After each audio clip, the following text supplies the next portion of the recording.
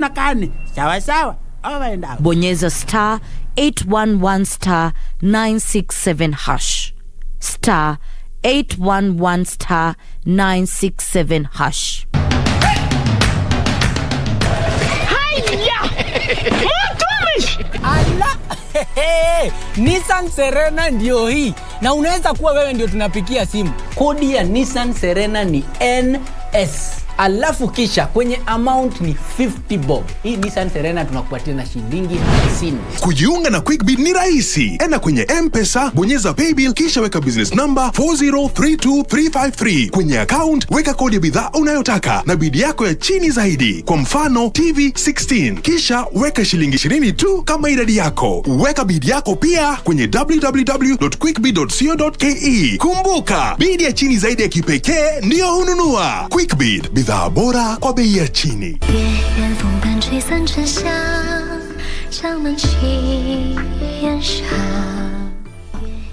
Now that she ran off, we now have a good reason to ban her, which is good for us. What are you doing out here? Arrest this woman right now!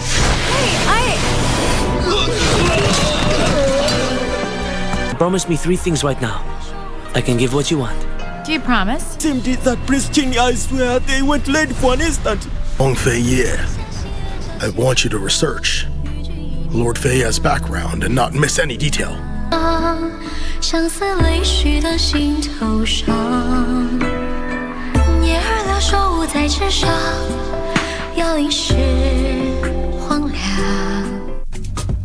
This is where it all began. As the mother of broadcasting in Kenya, you can trust KBC to bring you authentic news and programs to your living room. As KBC, we take pride in our unrivaled heritage as Kenya's trusted national broadcaster. Commanding over 92% digital television signal coverage of our country, 23 radio services that cut across our entire language spectrum, a national, regional and international digital presence backed by the most experienced and top-notch broadcast professionals in the industry. A very good evening to you. The new look Kenya Broadcasting Corporation is truly ahead of the pack. Turn to the mother of broadcasting in Kenya for stories that resonate with our identity, our aspirations as a people united in purpose. Real stories of hard work, of passion, of creativity, of big dreams. Stories that cement our nationhood. Stories that bring us together as one. We take pride in our shared heritage and destiny. KBC. Informing, educating and entertaining Kenyans as one nation. KBC. Kenya's listening. Kenya's watching.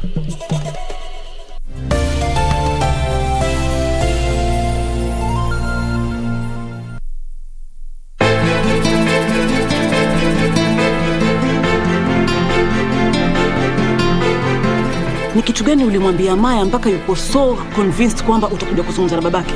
Birthday ya Badi si muhimu kwako, sio? Jamani mume wangu, mimi sijasema hivyo. Ni leo uko tayari kutoroka. Vipi ule mpango? Pe jina lako kijana. Ujui jina la baba wa mtoto mtarajiwa? Like spending my money, baby. Na kama hutaki mimi nitumie, wataka nani atumie?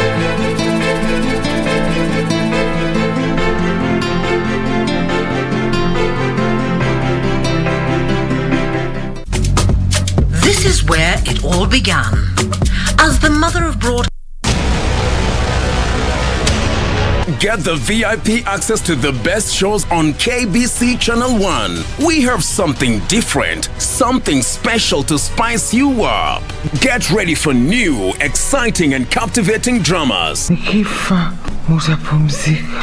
Movies. I love the smell. Comedy. I went to the popos. Huh? Drama. Did he assault the queen in my house, in my presence? News, sports and so much more. Do the things that make you happy on KBC Channel 1.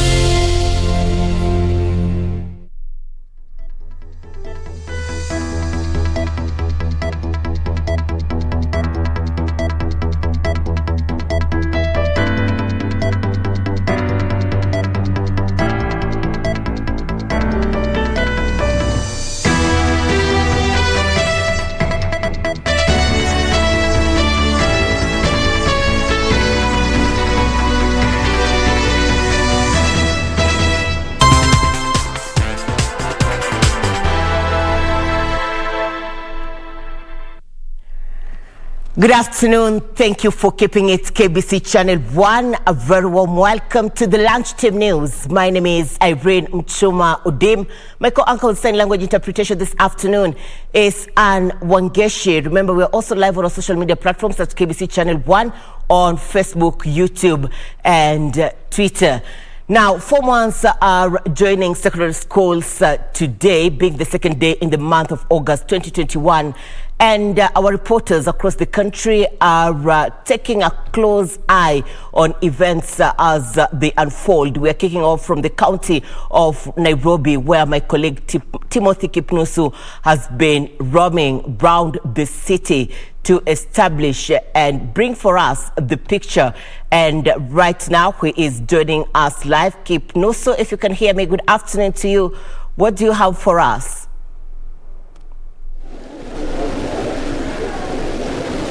A very good afternoon to you, Irene Muchuma Oding, there, the broadcasting house. Yes, indeed, just as you mentioned, I'm coming to you live from St. George's Girls High School here in Nairobi, where the ongoing admission, Form 1 admission is ongoing here. A total of 1,187,517 students will be admitted across the country, be it the national school, extra county schools, with sub-county schools and special schools, and I've been pitching camp here to monitor the ongoing process. It is actually a very rigorous process.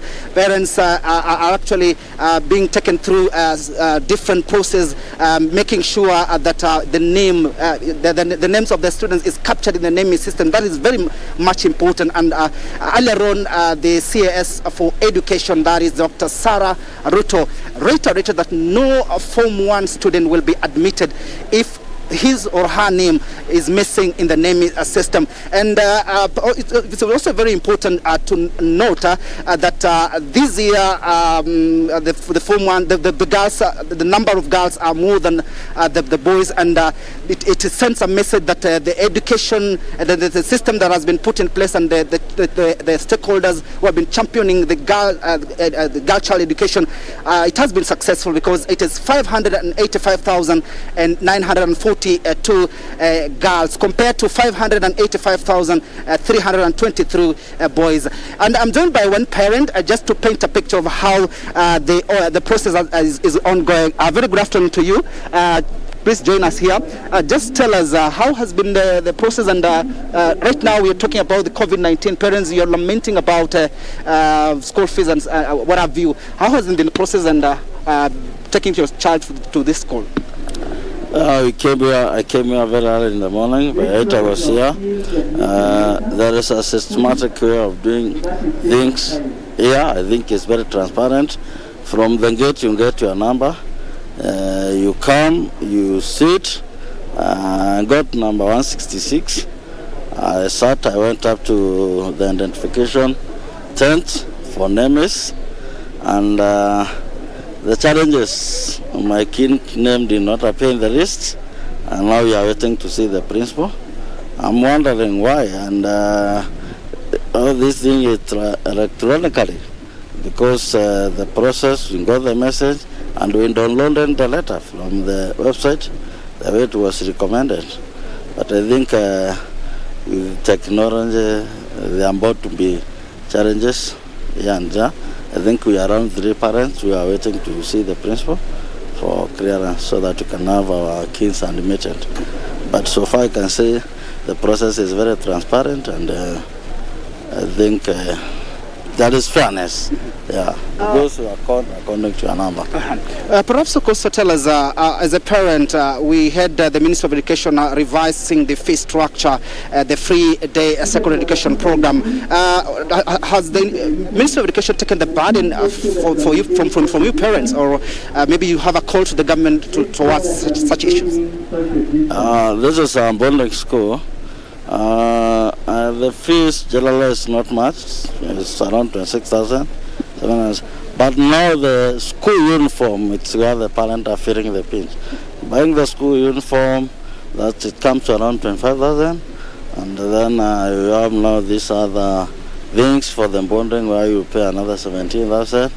Still, as we say, Government, we appreciate what it has done, but there is a lot more to be done. Parents are feeling the pinch. The education, we are saying free education, but on my opinion, it's not as free as per se, and especially for the boarding. Maybe for the day school, it's a bit fair, but with the challenges of income, with the COVID, it is really taking a toll on parents to make the ends meet. So the government has to go an extra mile to see that parent burden is a bit relieved. We are relieved, something has to be done. But still, education in Kenya is expensive. Thank you very much. There you have it. That is one of the parents who has taken her student here to St. George's Girls High School. If I can be able to capture a small interview with the school principal, she is here. If be able to capture just a 1 minute interview, please. We are live from KBC Channel 1. The principal for this particular school. Perhaps how has been the admission? And we've had the CIS for Education coming here talking about the issue of some students, their names missing in the NEMI system. Perhaps just take us through. Well, we have not yet experienced anyone in St. George's who is missing in the NEMI system. The ones who had asked for transfers from their other schools where they were initially admitted and preferred St. George's, they are all in the NEMIs. So we have not experienced that yet. Yes. What is your call to the government about the issue of fee structure? And because we had a revised fee structure in the country, taking the burden from the parents. What's your call? That was very good for them to consider, because for sure, if I can comment on the classes that are here before the Form 1s came, the Form 2, Form 3 and 4, some parents are really struggling. And because of that, it was wise to consider the reduction, considering that we have a shorter term, and I think that is good. The only thing is that we should encourage all the parents to pay the fees. Then we will be able to cut down on some areas and we move on, because we must support the children to complete their education. We must support them. It is really difficult for some of them. On daily basis, I experience parents who have difficulties in paying school fees. And because of that, I think that was a wise move for the government to do that. But again, the same government should be now telling the parents to pay the school fees. Even if they are to pay in small installments, let them pay. Yes. Many thanks indeed. There you have it. That is the school principal of St. George's Girls Secondary School. And remember, the government has been very categorical and in the issuing of transition from primary, 100% transition from primary to secondary education. And it's very important also to note that there has been emerging challenges. Parents being stranded, their students haven't got any formal placement, and they're talking about this issue. And the CS for Education, Sarah Ruto, has given a special code that you need to send so that you can get the information about your child maybe being admitted to a particular school, and that code is 33263, if I'm not wrong. There you have it. That is Timothy Kipnusu from St. George's Girls. I hand you back to you, Irene Muchuma. Thank you, Timothy Kipnusu. Kipnusu reporting live from St. George's High School here in the county of Nairobi. We have our reporters across the country. In the county of Kisumu, we have Wycliffe Okech on standby. In the county of Mombasa, we have Michael Mwandiga on standby. Remember, this year's intake comes with a lot of reactions, especially from parents who have been raising concerns over high expenses required by the schools as their children are joining Form 1. And also, there have been the issue of keen observance to COVID-19 protocols. Many institutions are working on ensuring that they adhere and comply to the national government's requirements as they take in the students. Michael Mwandiga is on standby in the county of Mombasa. Michael, good afternoon. Paint for us the picture from where you are.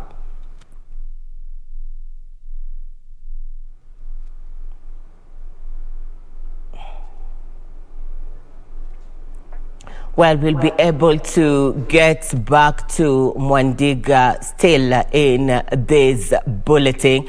But in other news making headlines this afternoon, at least 30 students from vulnerable families at Osigili Charity Foundation School in Kajiado County have received checks that will boost their 4 years of secondary education. Osigili Charity Foundation School founder Richard Binisa said the funding from the Kajiado West Bursary Kitty will target bright and needy students. It is a sign of relief for 30 students from Osigili Charity Foundation School in Kajiado West constituency after Kajiado West Bursary Kitty stepped in to pay for their 4 years of secondary education. In a ceremony attended by parents, board members and students, Richard Minisa, who is the founder of the institution, said the funds will facilitate education of the vulnerable students. Tumeweza kuwapeleka mpaka high school, tulifanya sherehe kubwa tukiwapatia macheki ya kwenda shule. Walipita wengi wao, kuna watoto wameenda Alliance Boys ambaye ni historia katika area hii. Hatujawahi pata mtoto ambaye ameenda Alliance, na wengine wameenda utumishi. The needy and bright students who benefited from the bursary could not hide their joy, saying the gesture will go a long way in ensuring they realize their dreams. Leo hii tulipewa cheki ya kwenda secondary, hatutalipa hata kidogo. Hata kuna wale wengine wenye wameprovidiwa school fees, hatujaiona kitu kama hiyo huku. Nilipata max 360. Namshukuru Mungu kwa maana ametenda makuu. Kwa maana kama si yeye singepata cheki ya kujoin secondary. Ben Chumba, Lunchtime News. A section of local leaders from Morotile, Mandera North, have warned parents and guardians against denying children the right to education. Led by local administrators, the leaders said anyone found culpable of encouraging early marriages will be dealt with accordingly.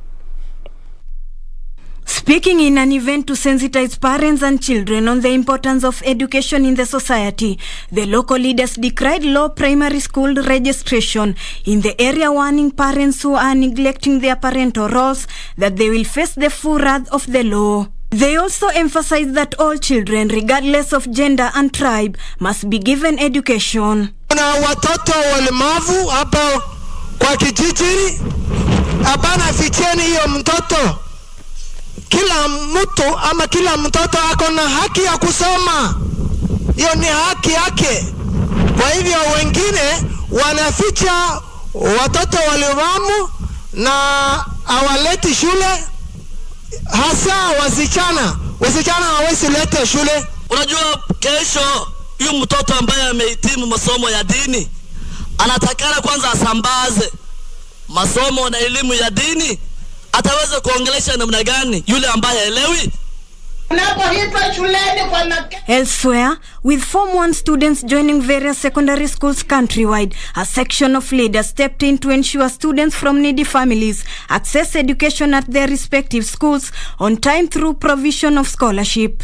Speaking into two separate functions, Legislators Emmanuel Wangwe of Navakolo and his Vihiga counterpart Ernest Kagesi say the move will go a long way in ensuring the beneficiaries achieve their dreams despite the financial hurdles their parents face. Ukiona conditions mtoto amepitia kupata 360 marks, kupata 370 marks, kupata 400 marks, yani is a lot of effort. So lazima tuwapongeze.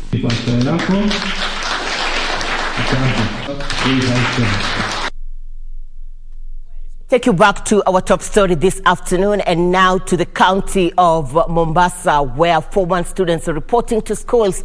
And we have Michael Wandiga to paint for us the picture in the region as hundreds are reporting to school. Good afternoon, Wandiga. Bring us up to speed with the latest developments from your end.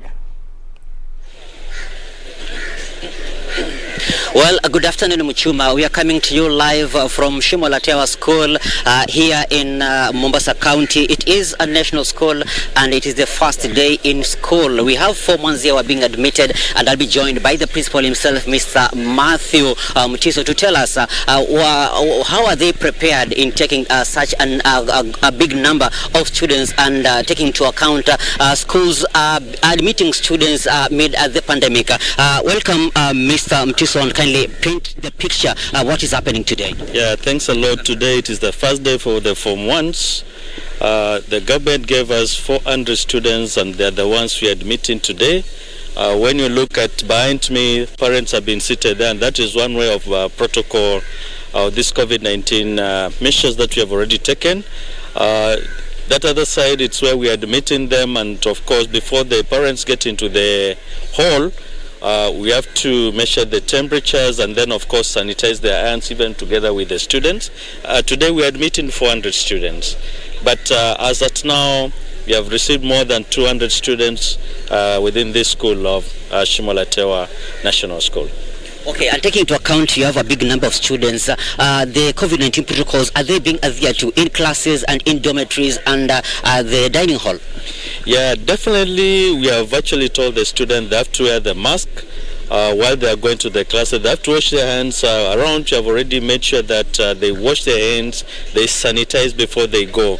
But we are still overwhelmed because we still need some assistance because of the total number of the students that we have. At the moment, we have got a population of 1,100, and when the Form 1s will join us, we'll be hosting more than 1,600 students. That one, it's quite a number of students that will be hosting. So we still have some little challenges of this COVID-19 within the institution because of the total number of the students that we have, but we want to tell the parents they should not get scared. We'll take care of those challenges as they come by. Okay, well, thank you so much. That is the principal himself, Mr. Matthew Mutiso, here in Shimolatewa School, and I'll be joined by one of the parents who is bringing a child today in school, just to paint a picture what is happening. And karibu sana baba. Umeleta mtoto leo shuleni. Hali iko namna gani na unatarajia nini zaidi? Ninatarajia masomo mazuri. Natarajia mtoto wangu asome vizuri na endelee vizuri na apate maksi ya kutosha ili itampeleka mbele zaidi. Hiyo ndio maombi yangu, na ninatarajia Mungu akipenda mambo yatakuwa sawa.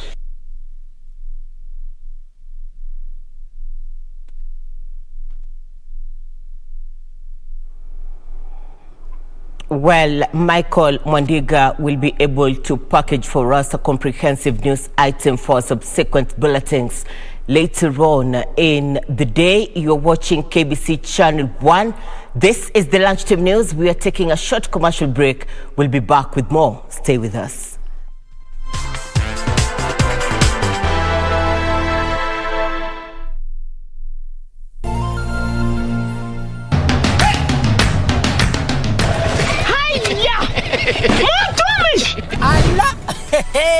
Nissan Serena ndio hii, na unaweza kuwa wewe ndio tunapikia simu. Kodi ya Nissan Serena ni NS, alafu kisha kwenye amount ni 50 bob. Hii Nissan Serena tunakupatia na shilingi 50. Kujiunga na QuickBid ni rahisi. Enda kwenye M-Pesa, bonyeza paybill, kisha weka business number 4032353. Kwenye account weka kodi ya bidhaa unayotaka na bid yako ya chini zaidi. Kwa mfano TV 16, kisha weka shilingi 20 tu kama idadi yako. Weka bid yako pia kwenye www.quickbid.co.ke. Kumbuka, bid ya chini zaidi ya kipekee ndio hununua. QuickBid, bidhaa bora kwa bei ya chini.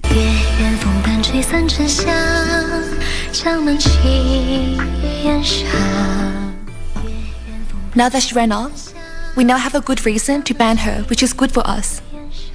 What are you doing out here? Arrest this woman right now!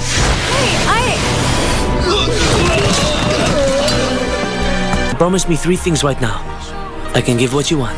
Do you promise? Tim did that Prince King, I swear. They went late for an instant. Long Fei, yeah. I want you to research Lord Fei's background and not miss any detail. 相思泪许的心头上，叶儿了手在纸上，要一世荒凉。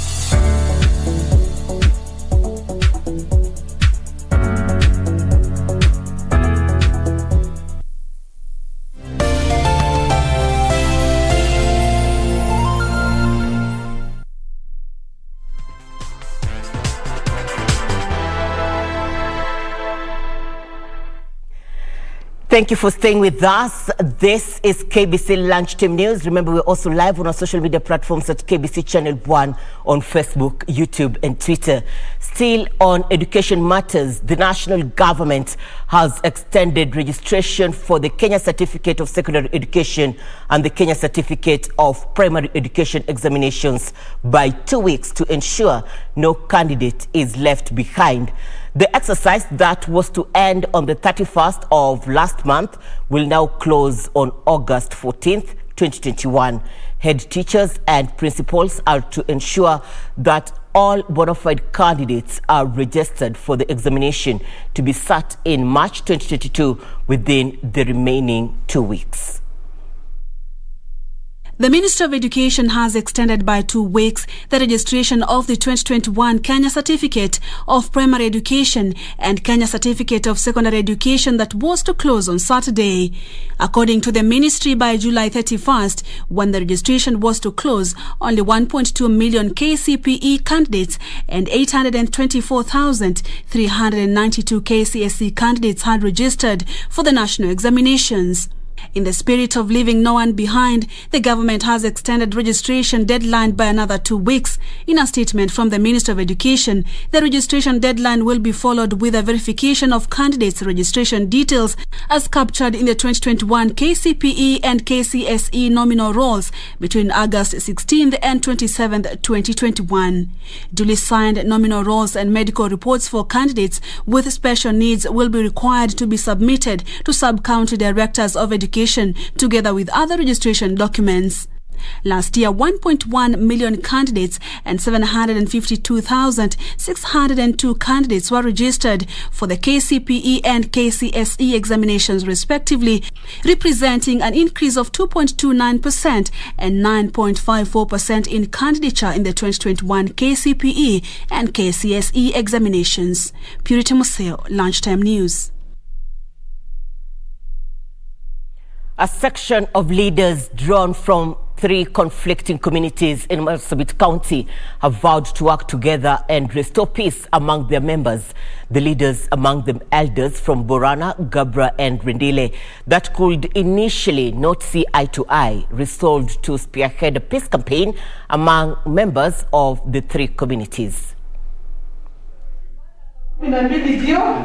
After a 2-day meeting in Nanyuki organized by Northern Rangelands Trust and mediated by the former National Cohesion and Integration Commission chairperson Francis Ole Kaparo, elders drawn from Borana, Gabra and Rendile communities resolved to reach out to their respective communities and end the long-time conflict among their members.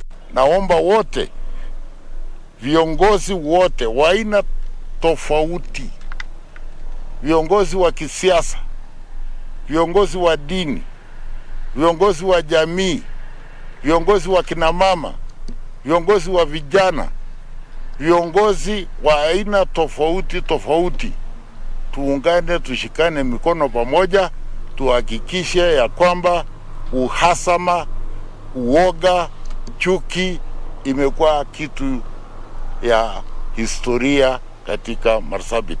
The elders who spoke shortly after the meeting said the truce was long overdue following recurrent conflict among members of the communities for years. Tuko hapa Nyanyuki kwa siku 3, kikao ya siku 3 kwa sababu amani, na tumeongea mengi, tumekubaliana. Tulisema wale ambao wametoka kwao wote warudi kwao nyumbani, wakae na amani na mali yao, maisha yao yote tumekubaliana. Wazee na area chief ndo watashughulikia, watatunzwa, na hatakuwa na shida nyingine baadaye. Na tulisema kazi ambayo yote tungefaa tukirudi huko tufanye, tunaomba serikali kuu, serikali ya county na NGOs ambayo wako grassroots watu support ili amani ifike Marsabit. Sisi kama jamii ya Rendile, ile kitu tuliona afadhali tukirudi nyumbani tusimamiche. Sio afadhali tukirudi nyumbani tutasimamicha. Ni mambo ya uwizi ya mifuko. Kwa sababu hii mambo ya uwizi ya mifuko hata mara mingi. Previous reconciliation meetings have failed to bear fruits, leading to constant retaliatory attacks. Purity Museo, Lunchtime News. Senate Speaker Ken Lusaka has called on county leaders to discharge their mandate with a high sense of accountability. Lusaka said leaders entrusted with public resources must always think of the welfare of the people they represent before appropriating such funds. During the launch of Baringo County Assembly 2021-2025 strategic plan, where Senate Speaker Ken Lusaka stated that the essence of devolution was to assist the people from disadvantaged counties to grow economically, but not for leaders to become self-centered. You will be remembered not for the many years you have served, but the mark that you have left there. The essence of devolution was to assist counties that had been disadvantaged like Baringo. I served here, and what His Excellency the Governor is saying is true. You have been grappling with matters of insecurity, which has hampered development. Now with the devolution, you have an opportunity, you have resources to be able to do what you want to do. County Assembly's Forum Chairperson Ndegwa Wahome said devolution is under threat by external and internal forces who are unhappy with its success. Let us not have in any way that Senate would watch and see devolution being killed. Kuna watu walitoka Nairobi wakakuja huko counties atakuwa magavana, and they are still trying to kill devolution when they are at the counties. Meanwhile, Narok County Woman Representative Soipan Kudate has called on political leaders to focus on uniting the country than dividing Kenyans for their selfish interest. Mimi nikiona Wakenya wako peaceful, Wakenya wako watu ambao wanaelewa misimu za siasa, na ningependa kusema ya kwamba saa ingine sisi viongozi ndio tunaonekana tukifanya preemption ya kwamba kuna vita. Suleiman Yeri, Lunchtime News.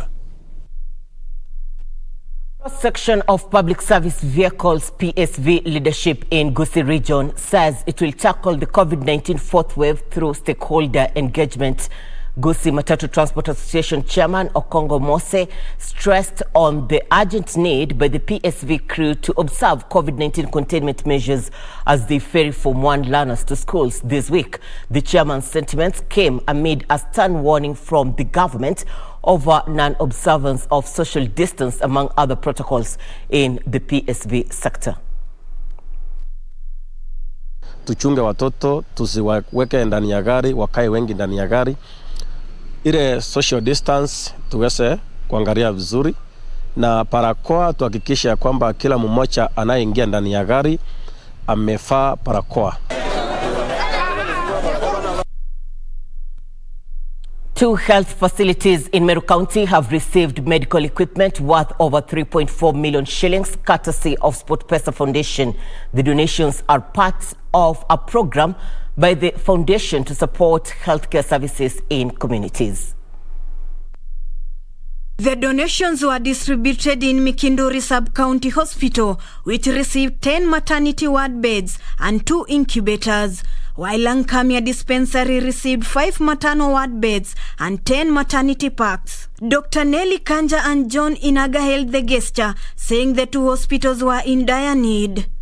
Those ones will go a long way, because I can tell you for a fact, if you have a preterm baby born here, of course you have to refer to Miru level 5, and even with the best ambulance, most of them die along the way. You may be touching just this local area, but remembering the children who will be saved here through those incubators and maternity good services will translate to the larger health of our county and the good citizenry of our country. Speaking at the event, SportPesa CEO Ronald Karauri said they will also fund the construction of a new maternity ward at the Ankamia dispensary. We cannot have the problems that our mothers had for our daughters to have the same problems that our mothers had. So we'll keep making an impact in the society in terms of healthcare. Those are some of the things that and as Daktari said, if you have an unhealthy community, then you cannot say you're prospering as a society.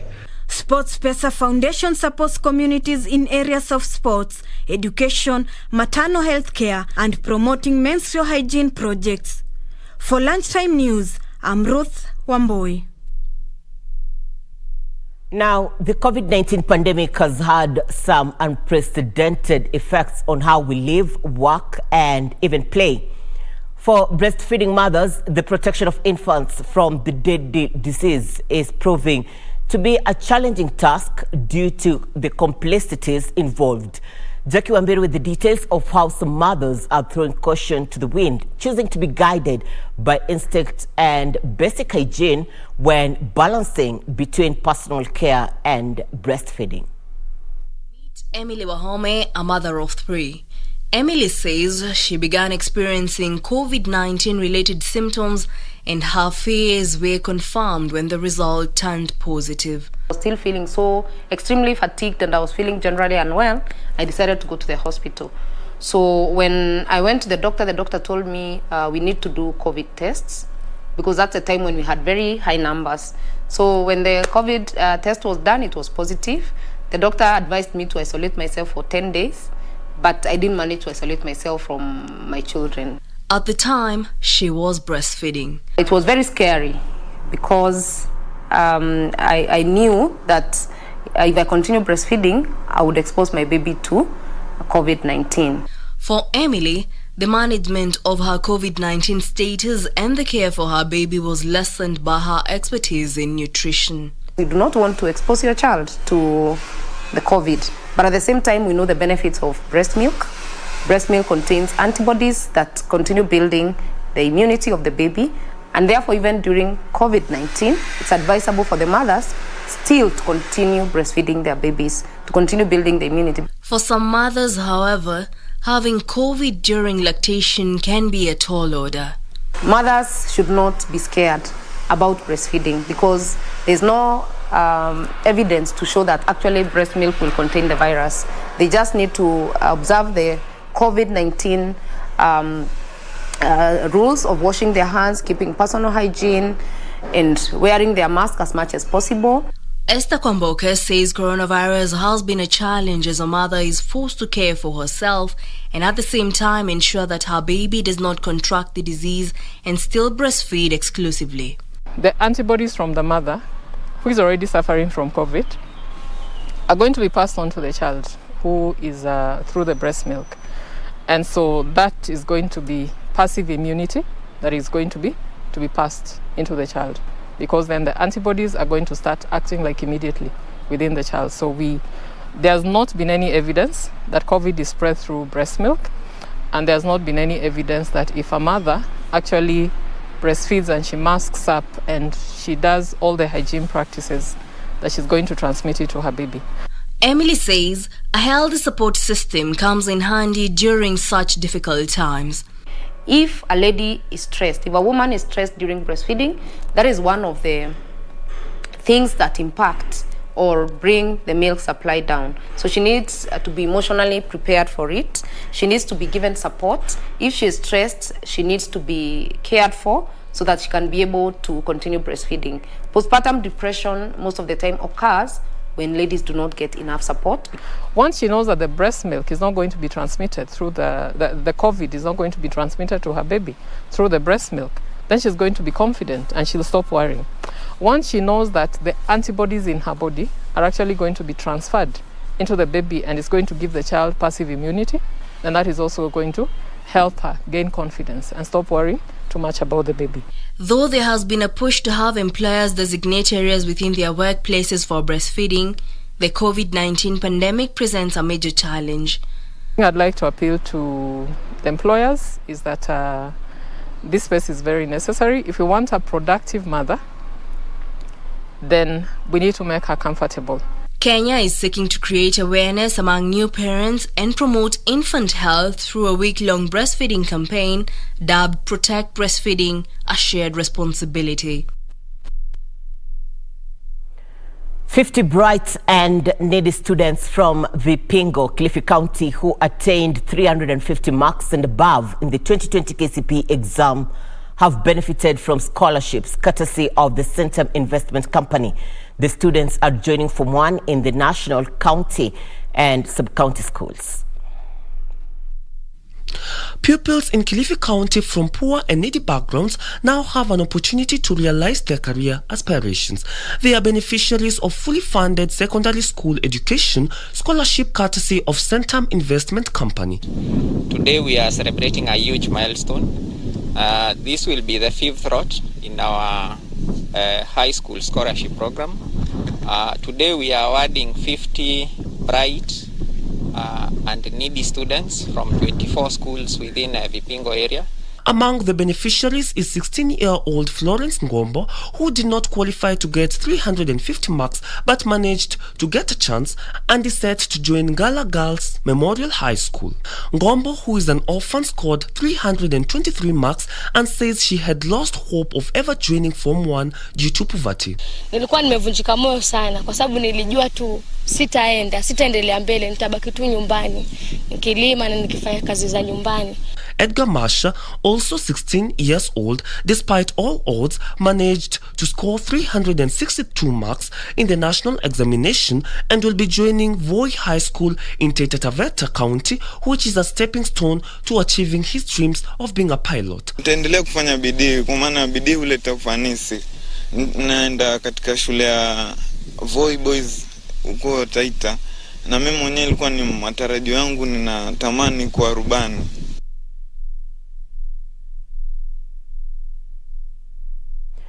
The government, through the Coast Development Authority, is constructing a 142 million shillings water pan at Fafi constituency in Garissa County to cushion residents from the effects of perennial drought.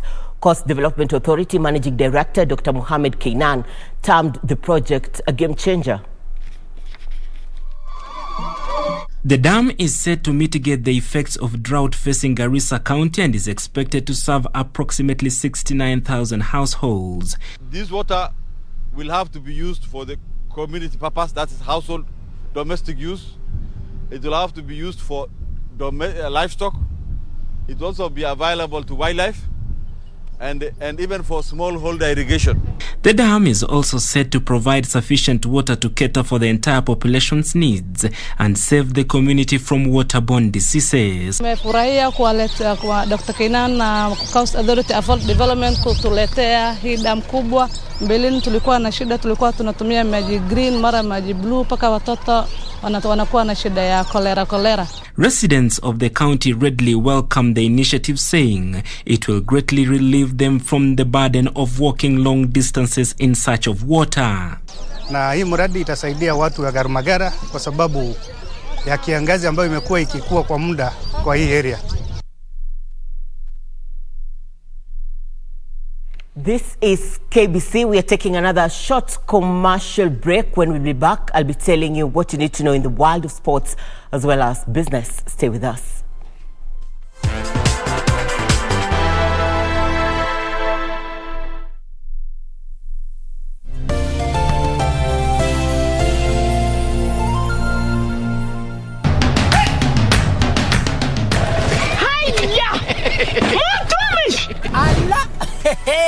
Nissan Serena ndio hii. Na unaweza kuwa wewe ndio tunapikia simu. Kodi ya Nissan Serena ni NS. alafu kisha kwenye amount ni 50 bob. Hii Nissan Serena tunakupatia na shilingi 50. Kujiunga na QuickBid ni rahisi. Enda kwenye M-Pesa, bonyeza paybill kisha weka business number 4032353. Kwenye account weka kodi ya bidhaa unayotaka na bid yako ya chini zaidi. Kwa mfano TV 16. Kisha weka shilingi 20 tu kama idadi yako. Weka bid yako pia kwenye www.quickbid.co.ke. Kumbuka, bid ya chini zaidi ya kipekee ndio hununua. QuickBid, bidhaa bora kwa bei ya chini. Get the VIP access to the best shows on KBC Channel 1. We have something different, something special to spice you up. Get ready for new, exciting and captivating dramas. Movies. I love the smell. Comedy. I went to the popos. Huh? Drama. Will he assault the queen in my house, in my presence? News, sports and so much more. Do the things that make you happy on KBC Channel 1.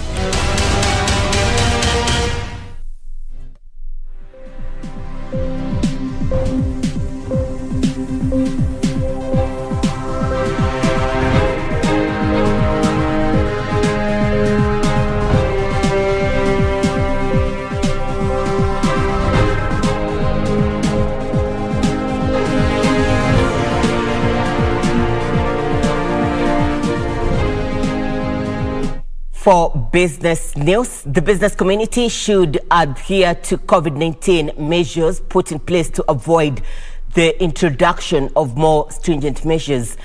Trade Cabinet Secretary Betty Maina, who after meeting business leaders said tougher measures, if introduced, will further plunge the economy just when recovery is beginning, said the business community is assured of their support in fighting the pandemic, with the Kenya Private Sector Alliance revealing that plans are underway to purchase 1 million COVID-19 vaccines.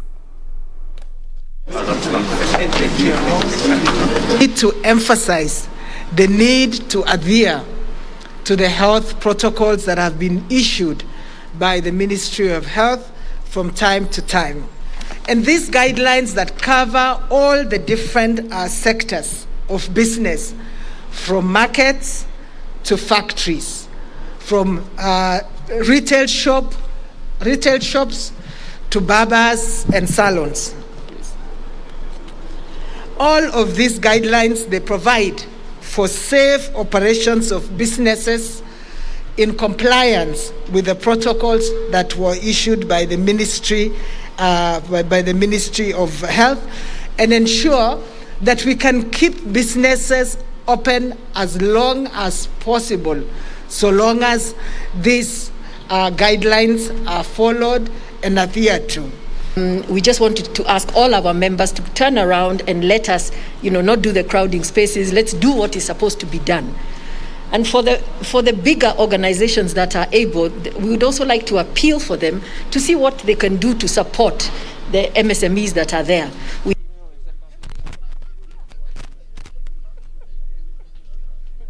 The Kenya National Highways Authority, KENHA, says it will prosecute directors, owners and drivers of vehicles for overloading offences. KENHA Assistant Director in charge of axle load, Michael Ngala, says contractors ferrying loose cargo on all roads must comply to the axle load regulations and the relevant traffic laws in Kenya or face the law. The Kenya National Highways Authority, KENHA, says trucks owned by Kenyans are the worst overloaders and responsible for 30% of destruction of road surfaces. KENHA Assistant Director in charge of axle load, Michael Ngala, says the worst axle load offenders are sand, loose cargo and contractors. Ngala says it has obtained data from NTSA and other government agencies on beneficial owners of all trucks, which will be used in prosecuting offenders. When a truck is overloaded, as I say, we charge the owner and the driver. The owner is actually the registered owner of the driver. Ngala says stakeholders have been sensitized on the menace to ensure that offenders face the law to encourage full compliance with the law. For this special owner, we also charge them because they are not supposed to get the vehicle from a registered owner and they benefit from the business through overloading. Kenya has also threatened to auction trucks currently being held at its various weighbridge yards impounded due to overloading in the last 3 months. The trucks are being held after their owners failed to pay stipulated fines. He says Kenya has also provided technical support to transport SACCOs to enhance compliance. For Lunchtime News, I'm Brian Munyoki. Across the borders, but within the continent, over 600 Israeli tourists are expected in Tanzania this month and will arrive in groups. The first group, consisting 150 Israeli tourists, are expected to land at the Kilimanjaro International Airport this week. Here now are the details of this and other stories from across the African continent.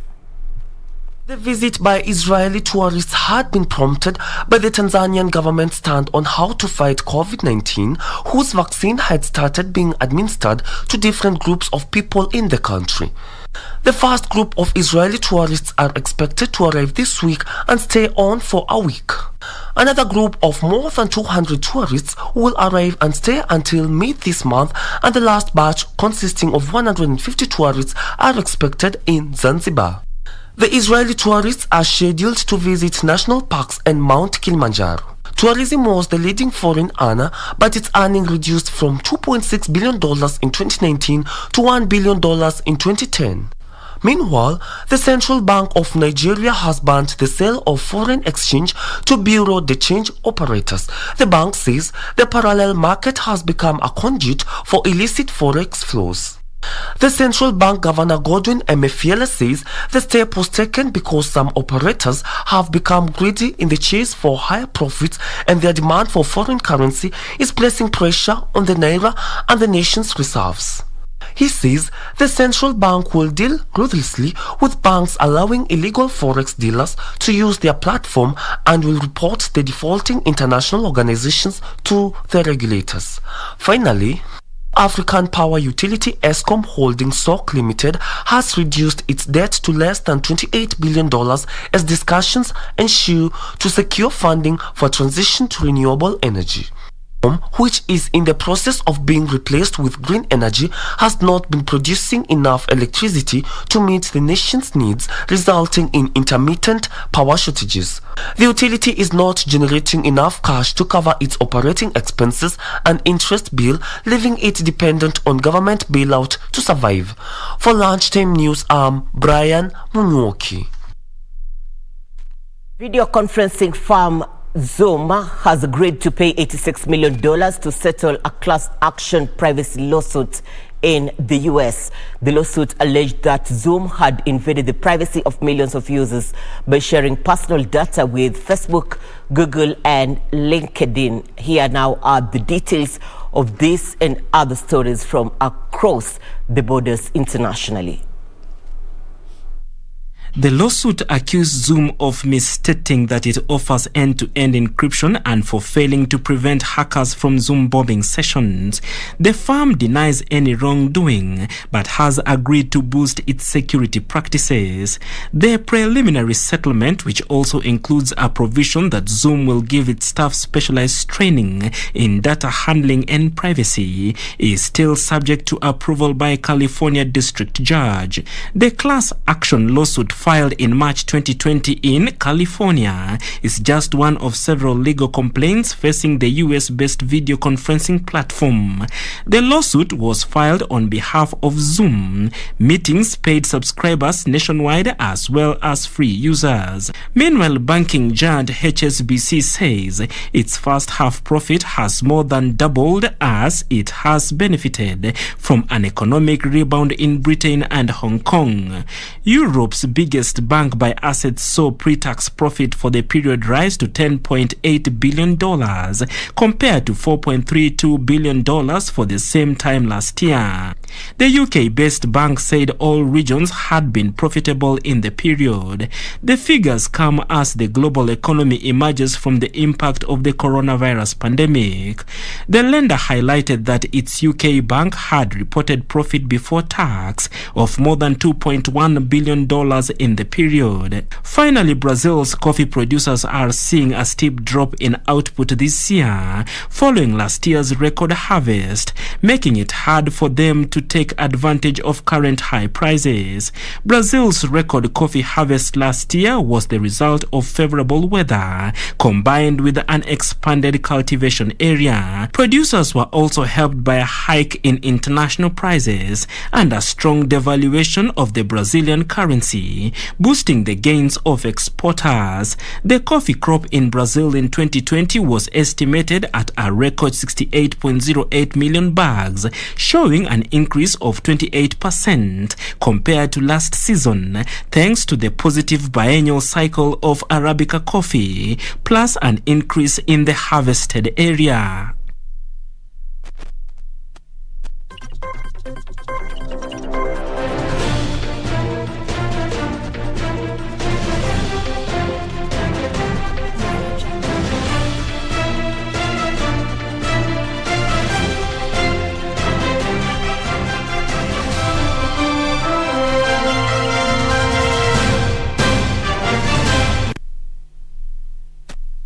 Thank you for staying with us. Let's now touch on sports news making headlines this afternoon. Kenya's Faith Kipyegon, Edna Jebitok, and Winnie Chebet qualified for the semi-finals of the women's 1500 meters race.